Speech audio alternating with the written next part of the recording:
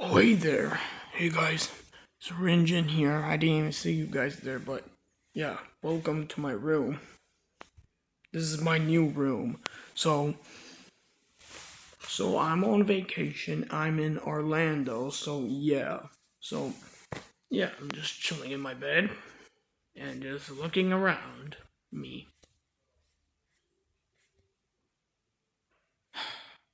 You know what? I'm kind of bored. I'm really bored. So, you know what? Since I'm in Orlando, I guess I can go to the crocodile farm. Yeah, the crocodile farm. You heard me. You heard me, the crocodile farm. So, yeah, you guys know what to do. So, you get your hand, pretend that this phone, right here, and sorry for the blurriness, pretend this phone right here is a like button and a subscribe button and a bell. So you want to get your hand like this, get your hand and click that like button and subscribe button and the bell. If you did it, you are truly awesome. Alright, let's go to the crocodile farm. Alright, let's go. Crocodile farm, here I come. Ugh. Yeah, that wasn't a good idea. I should have known that wasn't a good idea. Well, this is the car I'm gonna be taking. Right. Let's go ahead. Alright guys, we're here. We're at the crocodile farm. It smells like shit. Oh my god. What smells like shit? Jesus Christ. So pretty sure the crocodiles are in this water. I think. I'm not sure, but there is like a boat thing, so we need like tickets, and we could like there's gonna be a boat and they're gonna take us over there. So yeah, I have to go like buy tickets. So I'm gonna go do that. Is that a real crocodile?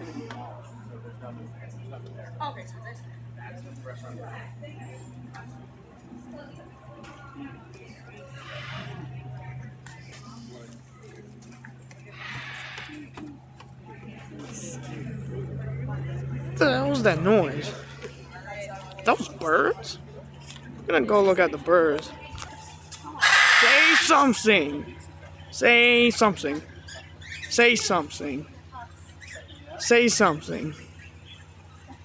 Say butthole.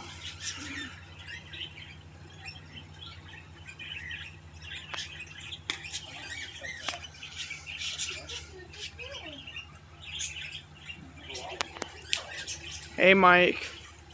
Say something. Say boogers. Say butthole. Hey. I can do that too.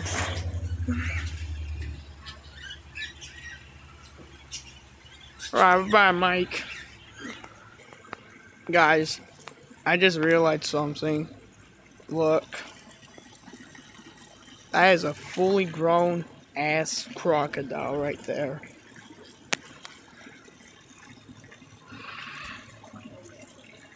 What should I name him, guys? I'm gonna name him...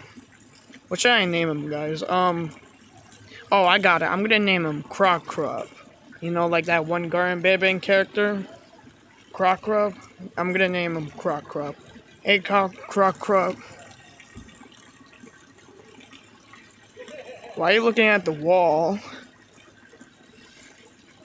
I don't think he wants to talk to my ass. Yeah, he doesn't seem like he wants to talk to me. You got such a long tail.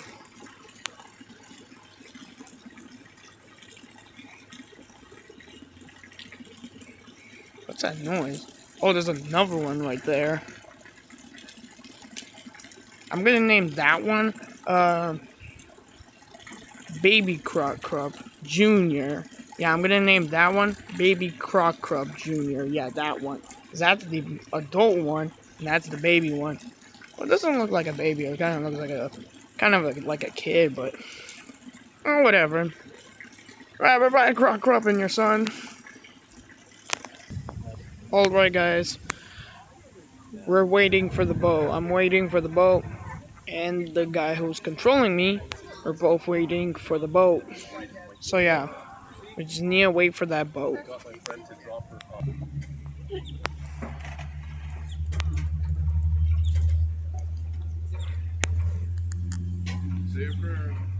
Yeah.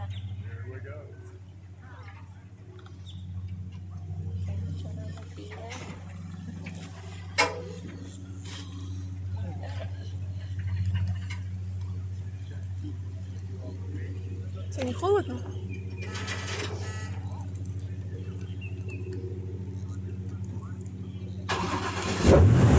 Oh. Alright, now we are off, guys.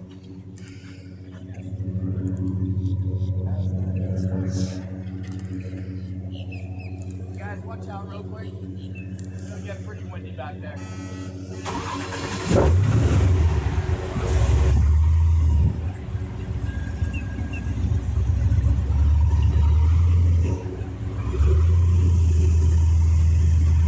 And we are off.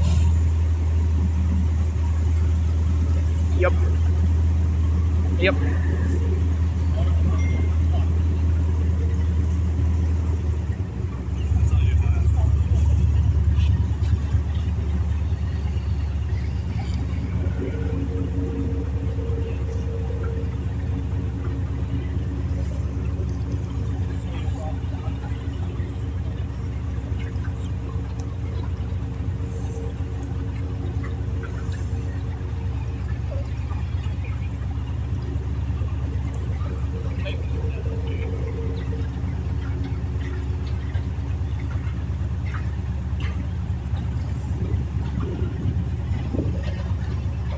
Man, that's a lot of water. Am I right, guys?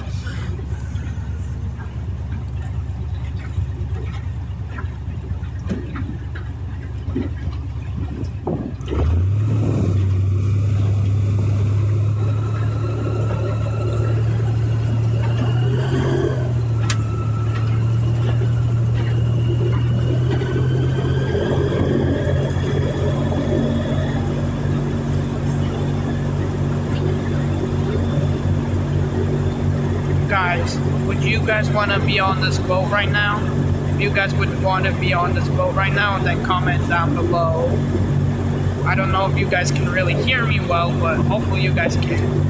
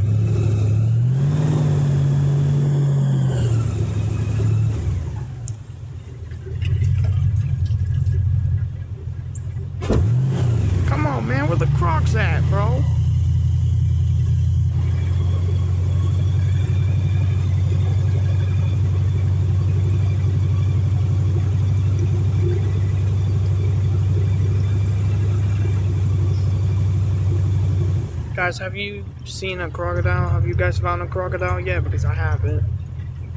So guys, this is a cypress tree forest that we have over here on the left-hand side. Cypress trees, bald cypress trees. The big one that you saw when we first came in, and then this big one coming up on the left-hand side with the branches overhanging in the water there. These guys are over 200 years old. Now, if you guys look around the base of the one coming up, you're going to see all those stumps sticking up out of the water. Those are called cypress knees. They're part of the root system of the cypress trees. The reason they grow up out of the water like that is, as you guys can see, cypress trees spend most of their life in the water. So those knees grow up out of the water, and they also take in oxygen to keep the trees basically from drowning.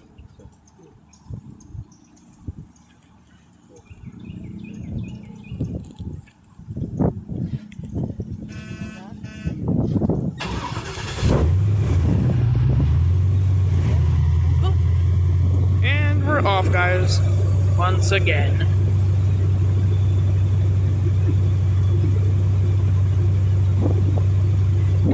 Guys, comment down below if you guys have found a crocodile yet, because me, I haven't found a crocodile, but I heard a bird noise.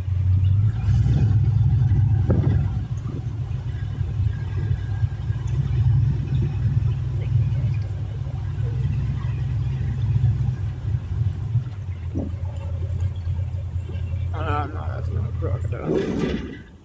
Now, as our water, we are basically in the dry season now, guys. We just finished hurricane season, so that's why the water level's still pretty high.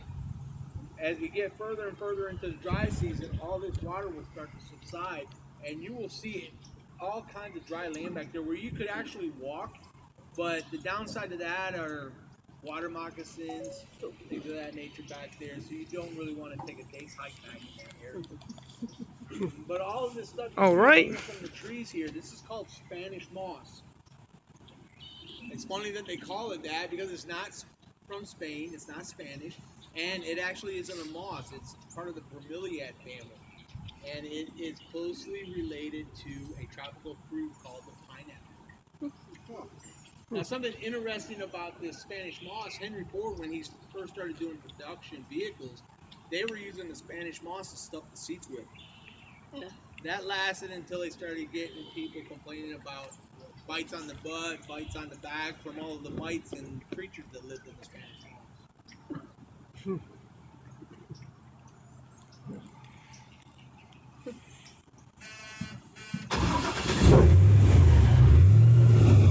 Whoa, guys, look at that. There's like a tree, it's like tipped over. The hell? Right there, you see it? Right there. Right there, you see it? Right there, right there, right there, you see it? Yeah.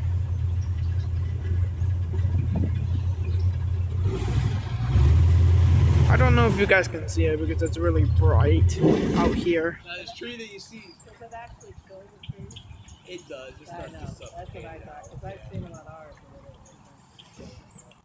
But if you see this tree over to the left that's toppled over, that happened in Hurricane Ian as well. But it's kind of cool to see that. You can see an example of how the root system is so shallow in these cypress trees. And then you can see how the leaves span out from the root system. And the cypress trees are actually a hard. So a hurricane caused it. And they're illegal to harvest. Yes, they are. Yes, sir.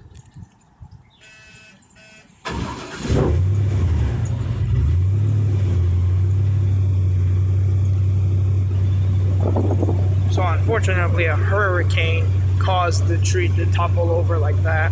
Pretty interesting. If I had it itself myself.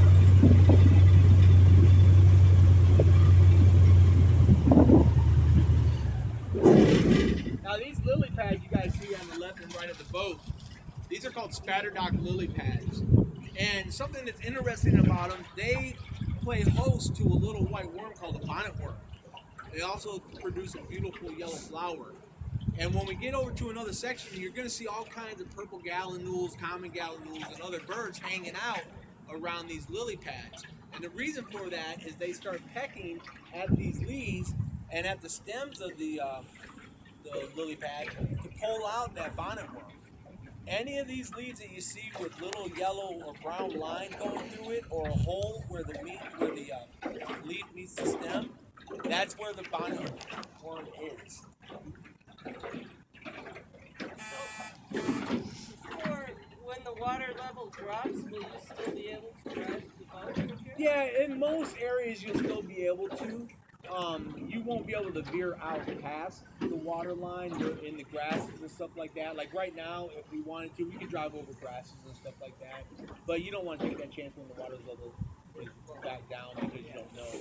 The typical average, or the average depth of Lake Jessup, which we are on, is right around 5 to 6 foot in the middle of the lake. Right now, they're guesstimating it at about 11 feet because the water level is still high.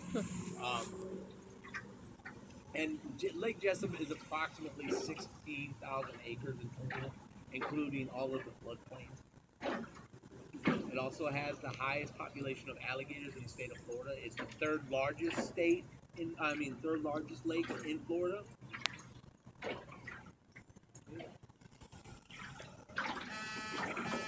Yes, sir. Did you have a question? So it would go Lake George, Monroe, and then this, as far as size. It would be Ooh, now you're testing Lake me. Okeechobee. Okay. Would be. I found out about that. I thought you said Central Florida. No, just Okay.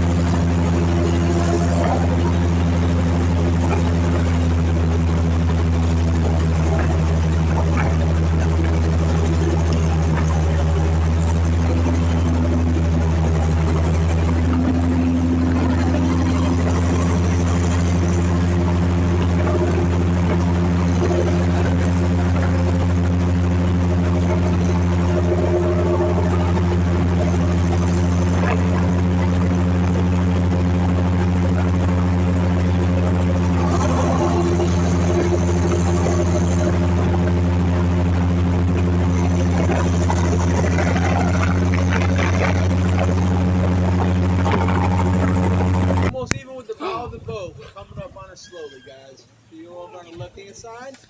You guys can stand up and check her out. Where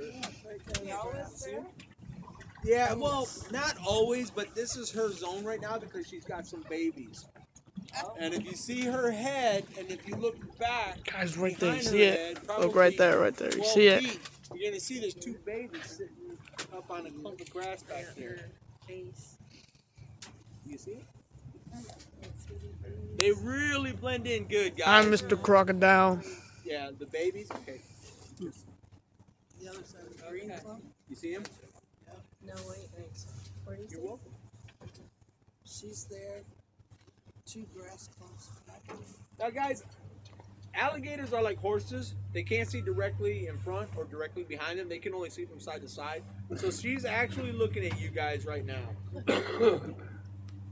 And the reason she's in this area, like I was saying, she had a nesting area over on the right side of the boat over here earlier this year. May and June is when mating season is. But for some reason, she moved her babies over to this side. And that's why she's here like clockwork right now, because she is the only thing that can protect these babies right now. She's protecting them. She's not feeding them.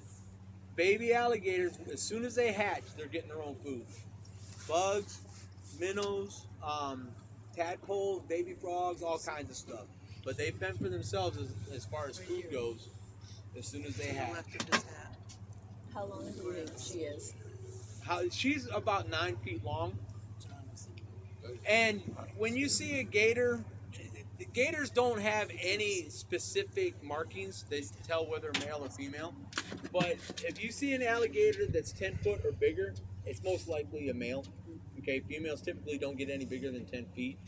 Um, she's about 9. If you look at that little bump on the front of her snout, if you go behind that bump to the front of the eyes, it's about 9 inches. So you know that that gator is about 9 foot long. So when you're cruising around in Florida and you see alligators swimming along and all you see is their heads, and if you guesstimate what that space is between that bump and their eyes, you know how long that gator is.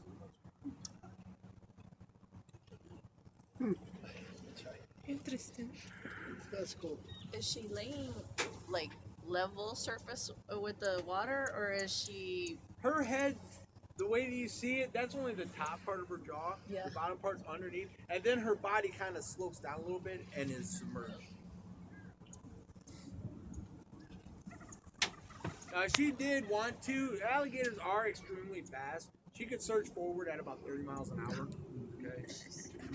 It's very unlikely, guys, that anything like that would ever happen.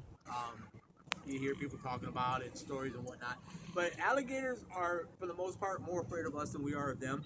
The only time that they would be aggressive is during mating season. Males are extremely aggressive, and females, when they have nests in the area, then they're highly aggressive as well.